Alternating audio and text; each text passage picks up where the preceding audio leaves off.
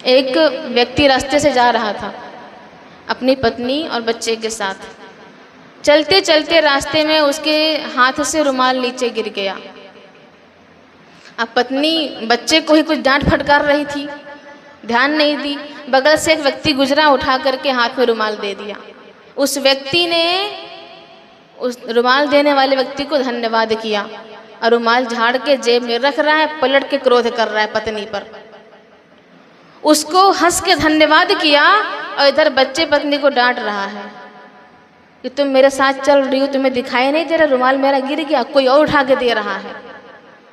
अब उस व्यक्ति को तुमने धन्यवाद दिया, क्यों? उससे उम्मीद नहीं थी, फिर भी उसने कर दिया तो आप खुश हो गए।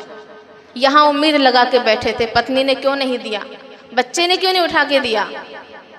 तो यहाँ क्रोध कर रहे हैं, अपना भी दिमाग खराब कर रहे हैं, उसको भी दुखी कर रहे हैं। तो ये है, जहाँ जहाँ अपेक्षाएं होती हैं वहाँ वहाँ दुख आता ही आता है। और अगर अभी भी आपने नहीं देखा है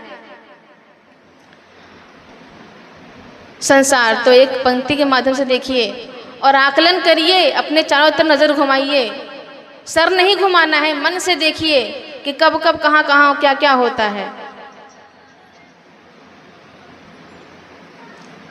देख लिया संसार हमने, देख लिया सब मतलब के यार हमने देख लिया। और सबसे पहले तो आप परिवार में देखते हैं, 2 बेटे हैं, 3 बेटे हैं, 4 बेटे हैं या 1 है,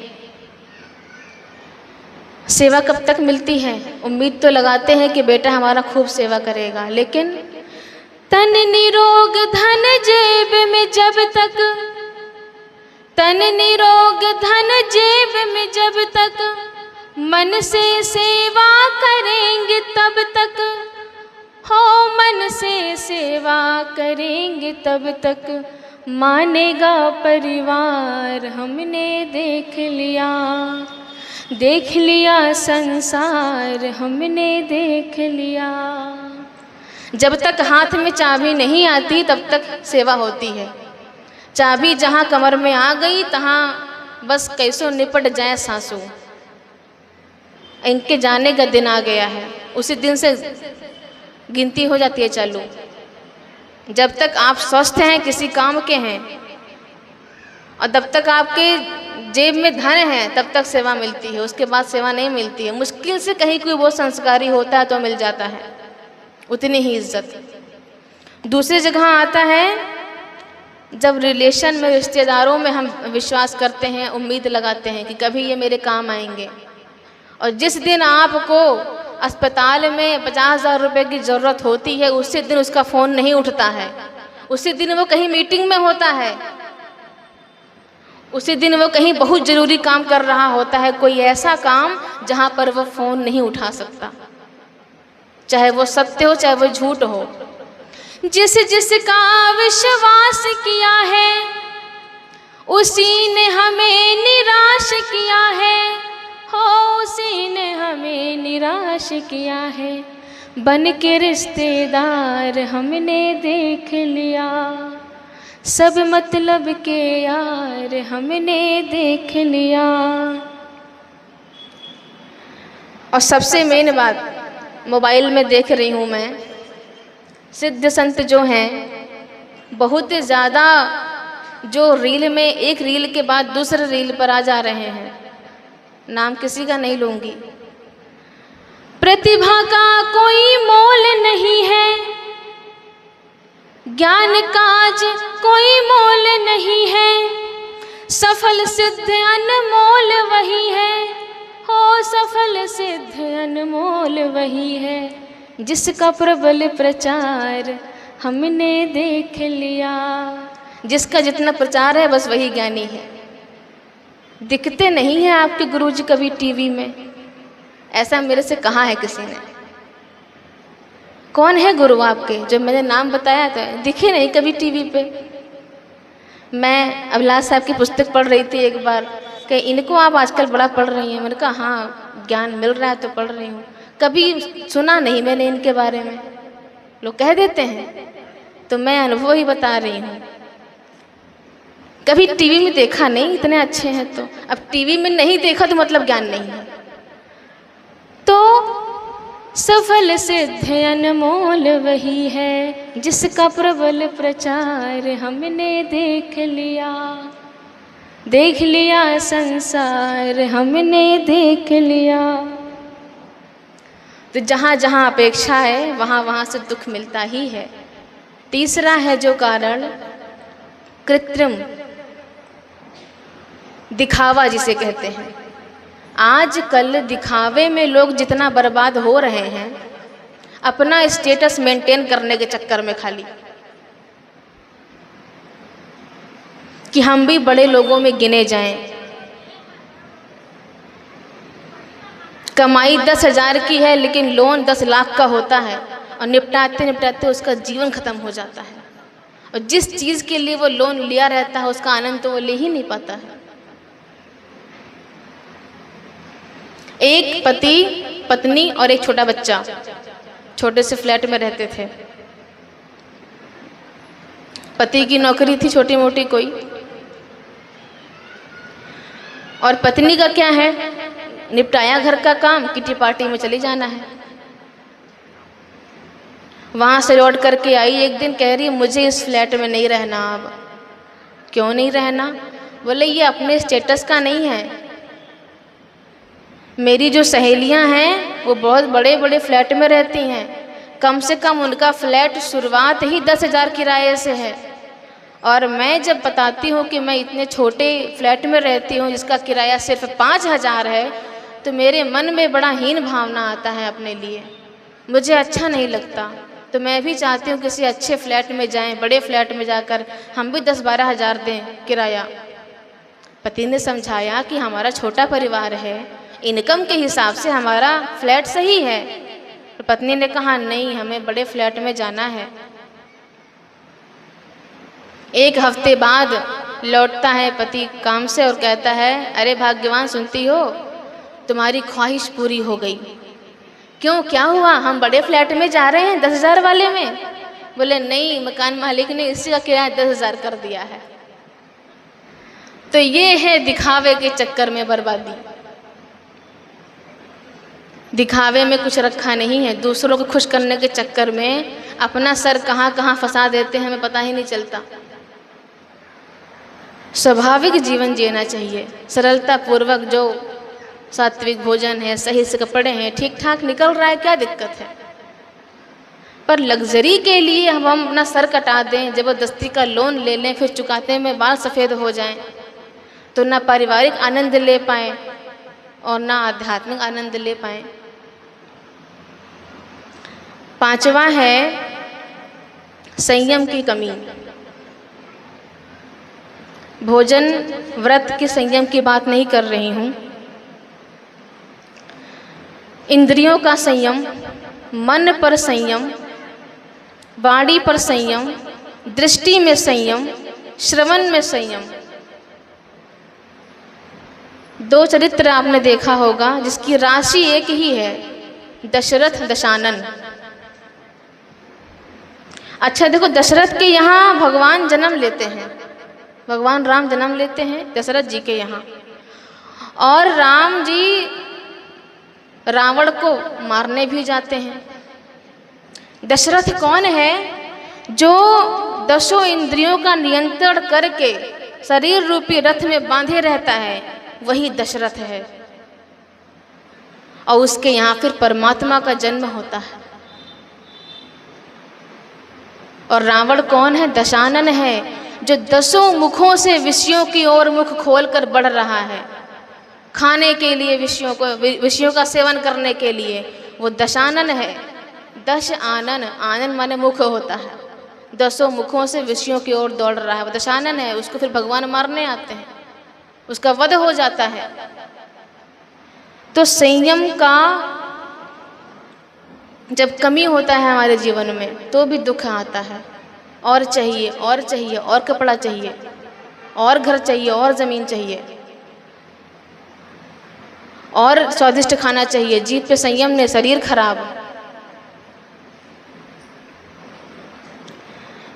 तो ये जहाँ आप बैठे हैं ये स्थल आपको झटका देने का काम करता है। झटकिए स्वयं को, नहीं जागृत होइए, नहीं नहीं ऐसा नहीं करना है, नहीं चाहना है। समय समय पर ऐसे जगह जाने पर हमें झटका लगता रहता है तो हम थोड़ा सा चेतना में रहते हैं। अगर ये स्थान से रिश्ता नहीं जोड़ेंगे तो आगे जा कर के बहुत परेशान रहेंगे। लोग रहते हैं परेशान, उन्हें पता ही नहीं होता है कि वो जो सोच रहे हैं वही दुख का कारण है। एक राजा ने कहा कि हमारे यहाँ एक बकरी है, वो पूरे दिन चरती रहती है, दिन भर वो चरा कर लाओ, चरती रहेगी और शाम को फिर से जैसे हरी घास दिखाओ फिर तुरंत चरने लगती है। इसका पेट तो कभी भरता ही नहीं है। और जिसने इस बकरी का पेट भर दिया, जो खिलाना है वो खिलाओ, जैसे दिन भर रखना है वैसे रखो, पर कोई क्या ऐसा है कि इसको ले जाए और शाम को वापस लाए, मैं इसे घास दिखाऊं पर यह खाए ना। किसी से ये हुआ नहीं। कोई दूध रोटी खिलाए, कोई अपने घर ले जाए, कुछ भी खिलाए, मालपुआ, कोई घास खिलाए ले जा करके अपने घर, लेकिन शाम को जैसे बकरी को घास दिखाओ फिर तुरंत मुंह मारने लगे घास में। तो दरबार में एक संत आया, उन्होंने कहा मुझे एक दिन का समय दीजिए, पूरे दिन का, मैं इसे ले जाऊंगा और शाम को ये आएगी, घास आप दिखाना, ये नहीं खाएगी। राजा ने कहा ऐसा हो ही नहीं सकता, इसका पेट कितना भी भरा हो, जैसे कुछ भी देखती है तुरंत मुंह मार देती है उसमें। संत ने कहा मेरे पे विश्वास करो ना, बकरी अब मुंह नहीं मारेगी किसी भी घास में, बस मुझे एक दिन दो। संत उस बकरी को ले गए और कहीं कुछ खाने ही नहीं दिया। एक हाथ में लिया संटी और एक हाथ में लिया हरी घास, पूरा एक झाड़ी ऐसे उठाया, अब बकरी को सामने बांध दिया। इधर घास दिखाए तो बकरी इधर मुंह करे तो मारे एक संटी, और फिर इधर घास दिखाए, बकरी इधर मुंह करे तो फिर मारे एक संटी। दिन भर कम से कम हजारों बार यही प्रैक्टिस कराया।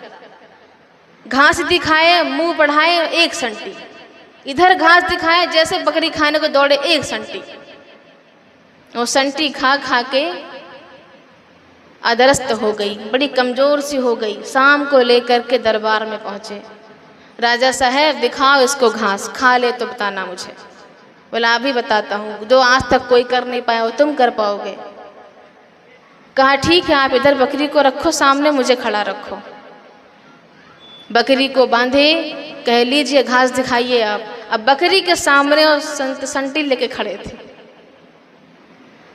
अब अगर राजा इधर घास करे तो बकरी उधर मुंह करे, और उधर घास दिखाए तो बकरी उधर, क्यों संटी लिए सामने खड़े थे। तो संतों का और सत्संग का यही है कि जब हम जाते हैं संटी दिखाई पड़ती है, मतलब बातों की जो प्रवाह होती है, ज्ञान धारा जो होती है संटी का काम करती है ना। मैंने कल ही कहा था कि सत्संग और संत धोबी घाट और धोबी है, मैल धुलते हैं तो संयम बांधते हैं, संयम सिखाते हैं इंद्रियों पर, जुबान पर, खान पान पर। जीवन में संयम होता है तो हम कभी भी कहीं दुखी नहीं हो सकते। एक बार एक चोर था, चोरी करके भाग रहा था। बहुत नामी चोर था। देखो चोरों में और डॉन लोगों में भी बड़ा स्टेटस होता है, अपना अपना बड़ा बड़ा स्तर बना के रखते हैं आजकल लोग, माफिया लोग भी, चोर लोग भी। तो वो भी उसी स्तर का चोर था, कभी पकड़ा नहीं गया था अभी तक। और रात में चोरी करके भाग रहा था तो ऐसे ही सत्संग चल रहा था रोड पर ही। वो बचने के लिए उसी भीड़ में आकर कहीं बैठ गया।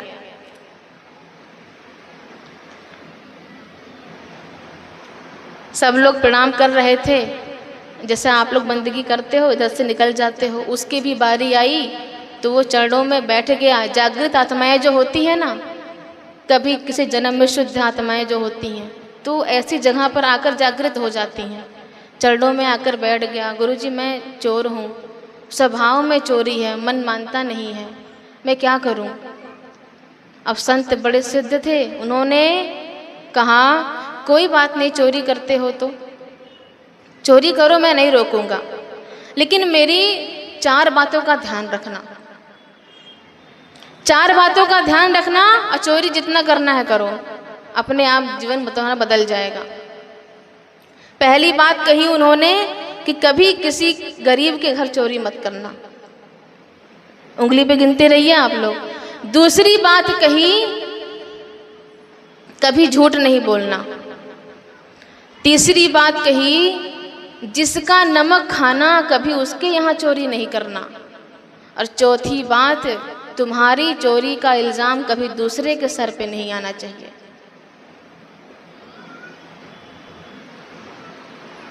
इन 4 बातों का ध्यान रखना, बाकी कोई रोक टोक नहीं है। देखो ना संत कैसे हैं, उन्होंने झूठ सत्य का कभी भी कोई भय नहीं दिखाया। 4 बातों का ध्यान रखने के लिए कहा, गरीब के घर चोरी नहीं करना, झूठ नहीं बोलना, जिसका नमक खाना वहाँ चोरी नहीं करना, और लास्ट में तुम्हारा इल्ज़ाम किसी और पे नहीं आना चाहिए। संत ने एक बार भी नहीं कहा कि तुम पाप कर रहे हो, पुण्य करो, पाप और पुण्य का भय नहीं दिखाया।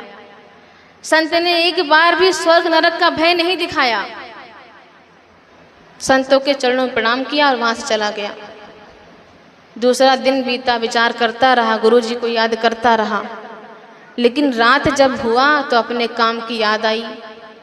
सुबह होती ही जैसे आपको अपने दुकान की याद आती है, अपने काम पे निकल जाते हो, पढ़ने वाले पढ़ने चले जाते हैं, नौकरी वाले अपने काम पे चले जाते हैं। तो चोरों का काम तो रात में होता है, उसको भी अपने काम की याद आई। स्वभाव में चोरी है, करी भी तो क्या करे। अब चोरी करने की तैयारी में पहली बात याद आई गुरु जी की कि कभी किसी गरीब के घर चोरी नहीं करना है। अब इतनी रात में अमीर और गरीब कौन देखे, राजा के यहाँ चोरी करते हैं आज। अब राजा के यहाँ प्रवेश कैसे करें, हर तरफ तो दरबारी खड़े हैं, सैनिक खड़े हैं। तो उसने एक बड़ा सुंदर सा वेश बनाया, बढ़िया मोतियों की माला, राजा जैसे पूरा प्रवेश बनाया और मुख्य द्वार से प्रवेश करने लगा। सैनिकों ने पूछा कौन हो, तो उसने दूसरी बात याद करी, गुरुजी ने कहा था झूठ नहीं बोलना है। उसने कहा मैं चोर हूँ। सैनिक घबरा गए, भाई इतना अच्छा कपड़ा पहना है, राजा का मित्र मालूम पड़ता है, और हमने जो पूछ लिया ना कि कौन हो, तो शायद गुस्से में बोल रहा है चोर हूँ। अब चोर थोड़ी खुद को चोर बोलेगा। कुछ नहीं बोले सैनिक लोग, जाने दिया अंदर। अंदर प्रवेश किया तो जितने कीमती सामान दिखाई दिए सब इकट्ठा करता रहा। करते करते भंडार गृह तक पहुंचा, बहुत सारा खाने का सामान। अब चोरी करते करते वह को भूख भी लग गई थी, सामान बोरी रखा और कुछ खाने पीने लगा, जो मिला। पेट भर गया, पेट पे हाथ घुमाया, लंबी डकार ली, झोले के पास आया। तीसरी बात याद आई, जिसका नमक खाना उसके यहाँ चोरी नहीं करना। सब सामान बांधा था वैसे छोड़कर फिर से बाहर निकल गया। सुबह हुआ, अब राजा महल में ऐसे विचरण कर रहे हैं, जगह जगह से कीमती सामान गायब है। बड़े आश्चर्य में है, कहीं से कुछ गायब है, कहीं से कुछ गायब है।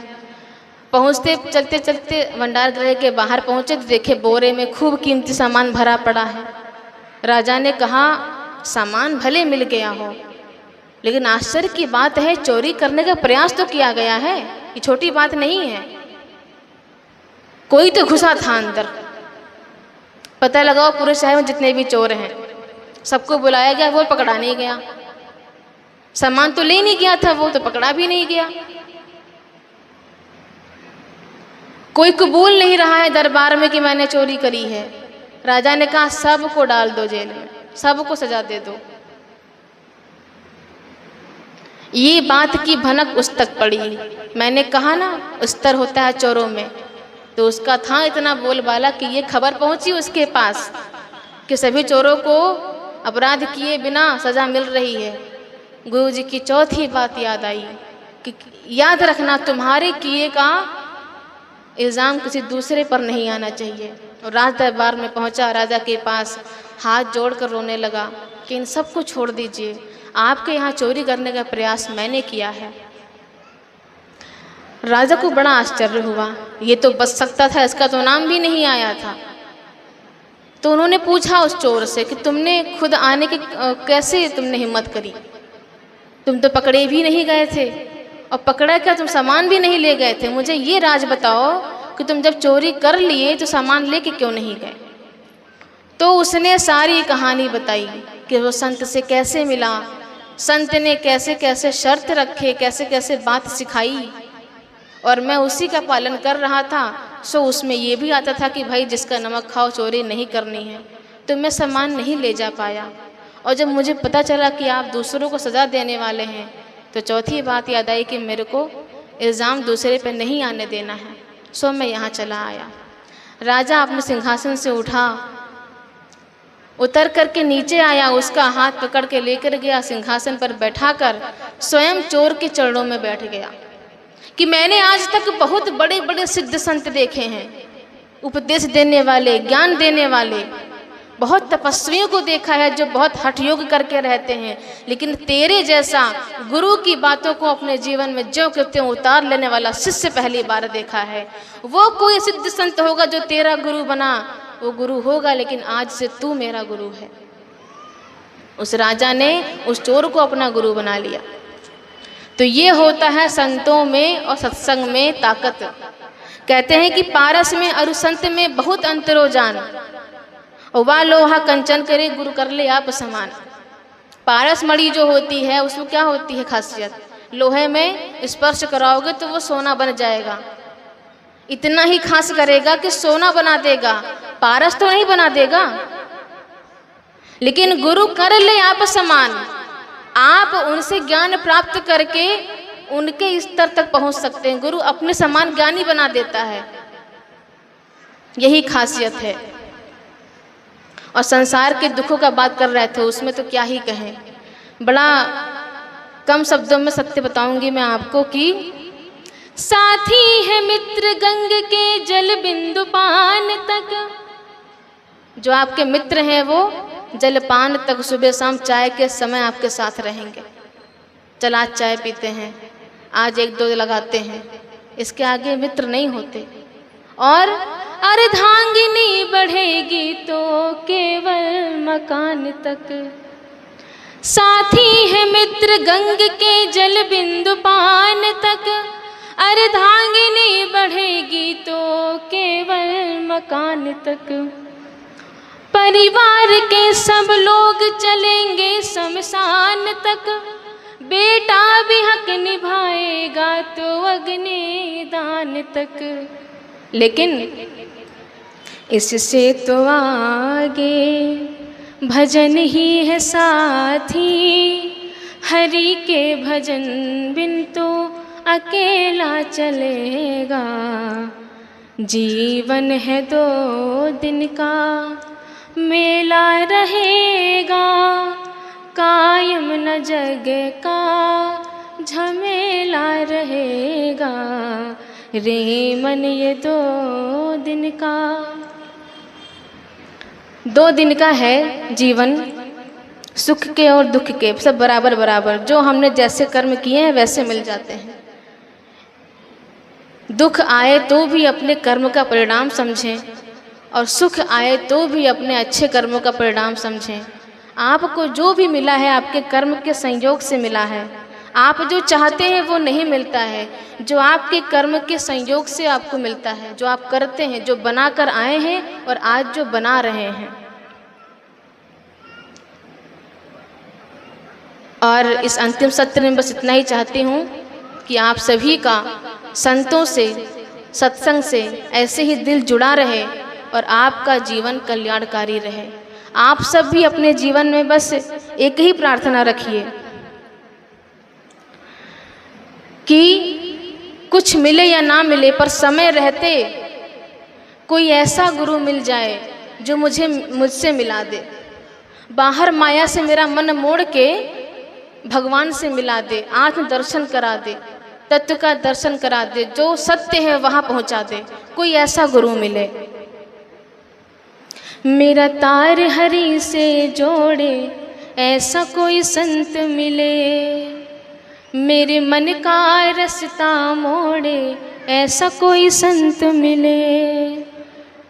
निज में निज का बोध करा दे, हरे पाप हरि हर से मिला दे, हो हरे पाप हरि हर से मिला दे।